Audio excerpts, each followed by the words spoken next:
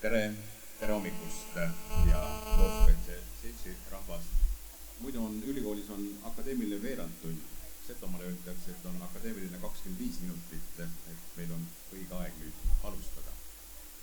Mul on ütlemata hea meel teid kõiki tervitada siin Piusa Ürgoru puhkekeskuses.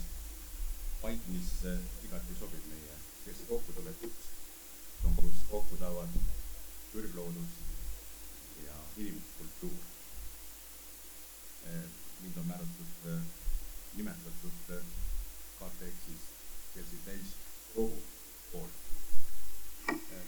Ja tänane hommikune avamisprogramm, kui keegi ei ole temaga tutvunud, siis see on vastavalt kavale, et pärast minu lühikest sõnavõttu saab sõna. Ja see on ikka väike muutus. Sõna saab Seto ülemsootska Rein Kerverin. Seejärel me läheme edasi kohalike keskkonna probleemidega ja tutvustab meile Silver Sild. Meil on hea meel tervitada ka siis globaalse pildi nägejaid Tõnis Kaasikut ja Hanno Singlit, et ma kõik nad juhatan sisse, kui tuleb nende järg. Aga 2021 aasta on loodushoiule Euroopas ja maailmas. Seltsil on põhjust tähistada oma 55.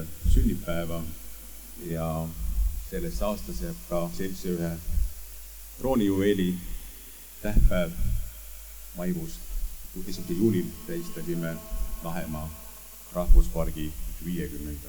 juubelit ja paljud teist kindlasti osalesid Lahemaa rahvuspargi, kui mitte loomisel, siis käivitamisel. Ja oli imeline kuulda, kui aktiivne oli selts selle ja ka lugeda Lahemaa rahvuspargi loomise juures ja eriline panus oli just Lahemaa rahvuspargi käivitamisel 70. aasta algul. Seesama teaduslik tehniline nõukogu, kus oli 12 temaatilist valdkonda ja mida kõiki valdkondi juhtisid tuntud akadeemikud, teadlased, ühiskonnategelased, et Lahemaa on seltsi üks olulisemaid tulemusi, esimene rahvuspark siis Eestis, Baltikumis ja terves Nõukogude Liidus. Ja Lahemaa teema tegelikult seltsi tegevustes, et ma ära ei unusta, siis 14. august me 4. aastat tähistame Eesti looduse päeva. Eesti looduse päev, mis on seotud Vaika saarte loomisega. See looduspäev toimub siis sel aastal, kui koroona meid lubab. Lahemaal Viinistus 14. augustil siis, et see kogunemine on mõeldud kuskil lõunavaiku 2-4 ja oma esialgse nõusoleku on andnud ka võib-olla meie tulevane president Tarmo Soomere esinema. Et nagu ikka looduspäevad, me siis kuulame ettekandeid ja head muusikat. Nüüd, kui vaadata seda 55 aastat, siis nagu ikka, igal organisatsioonil on oma paremad päevad ja halvemad ajad ja kindlasti Looduskaitse Seltsi hiigelaeg on 70. 80. aastatel, kui me võisime kokku lugeda 48 osakonda, ligi 20 000 liiget. Ja see on alati küsimus, et kui palju on tänasel päeval seltsis liikmeid, et meil on liikmed, kes on liikmepiletiga, liikmed, kes on toetajaliikmed, liikmed, kes ajatuliselt osalevad, aga vähemalt praegune juhatus üritas kokku lugeda ja praeguse seisuga Anne Nurgamaa ütles, et meil on 999 liiget, nii et üks liige veel ja on jälle 1000 täis, et see, et me ütleme, et meil on ligi 1000 liiget, ei tähenda, et meil on 600 liiget ja me ütleme ligi 1000 liiget. Meil ongi ligi 1000 liiget, 999. Natuke kurvem on osakondade arv, et osakonnad on aastatega oma tegevuse lõpetanud ja ka viimase 2 aasta jooksul 2 osakonda lõpetasid oma tegevuse ja varstu, kus me praegu oleme, on praegu likvideerimisel. Nii et osakondade arv on hetkel 23.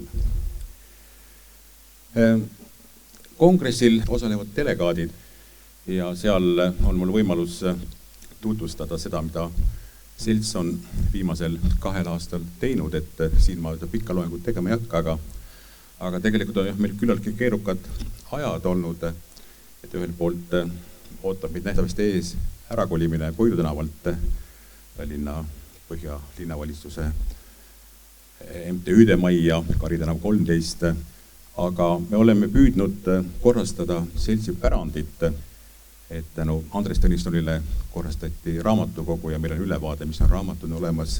Me tegelesime dokumentatsiooni ja arhiiviga ja andsime selle kultuuripärandi üle Eesti Rahvusarhiivile. Tiiu Paloveer, Ootel Hansen ja Toomas Tiivel korrastasid, süstematiseerisid seltsi kunstikogu ja mitmed väärtuslikud taiesed graafilised lehed on ka Kunstiakadeemia inimeste poolt restaureeritud, et see on ka hästi oluline, et me seda pärandit, unikaalseid teoseid hoiaksime. Ja muidugi on toimunud ka need üritused, nii palju kui võimalik on, et 2 aasta jooksul oli meil aasta lõpu konverents, 1 aastal õigelt detsembrikuul, aga aasta 2020 konverents lükkus edasi sellesse aastasse ja kahjuks see toimus üle Vidosilla ja kahjuks paljud vanemad liikmed ei saanud selle osaleda. Ja kindlasti see uus juhatus ja esimees, kes täna valitakse, et neil on tegelikult päris palju tööd ees. Aga tähtis on see, et tegelikult aastatega seltsi põhiväärtused ei ole muutunud.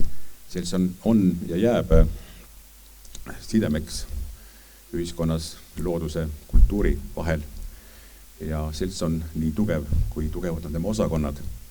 Ja loodame, et see osakondade arv lähiaastatel ei kahane ja kindlasti peab tegema tööd, et leida ka nooremaid liikmed sinna.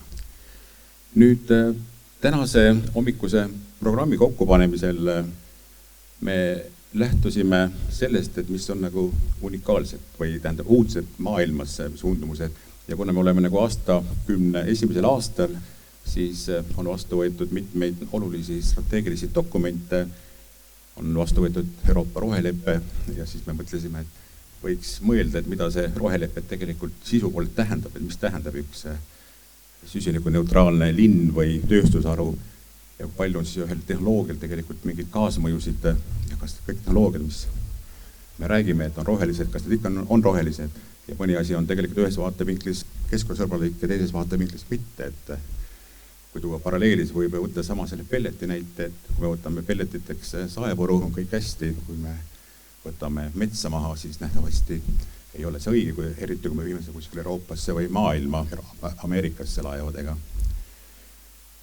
Ja Euroopa Liit on ka vastu võtnud uue elurikkuse strateegia aastast 2030 ja jällegi siin on väga palju mõttekohti, et mida see Eesti jaoks tähendab, et me peame kaitsealade osatähtsust suurendama 30%, et kas on iga liikmesriigi panus või on Euroopa Liidu keskmine, mis on Euroopas üldiselt loodusmets, mis on vanemets, mida me peame kaitsma ja nii edasi, et siin me mõtlesime, Hanno Singel võiks sellest rääkida ja lisaks on meil ÜRO poolt järgmine dekaad mõeldud ökoloogilised taastamise dekaadiks, nii et väga palju sellist uusi rajajooni ja eesmärk on võetud. Ja loomulikult seltsi üks oluline roll on see, et juhtida tähelepanu kohalikele keskkonna probleemidele ja need kohalikud keskkonnaprobleemid on seotud teatud valdkondadega, et kas see on siis kaevanduste avamine nagu siin piirkonnas, kas see on metsaraie või on see kõrghaljastuse likvideerimine linnades. Et jällegi Tartu osakond on tõstatanud selle küsimuse, et Tartu Euroopa kultuuripealinn ei armasta väga palju parke, et seesama unikaalne raja ja sanatooriumi parki ostab täis ehitamine. Nii et seltsi liikmed koha peal on ka looduse poolt eeskõnelejad. Aga ma olen nüüd rääkinud pikka aega, et sellega on seltsi kokkutulek avatud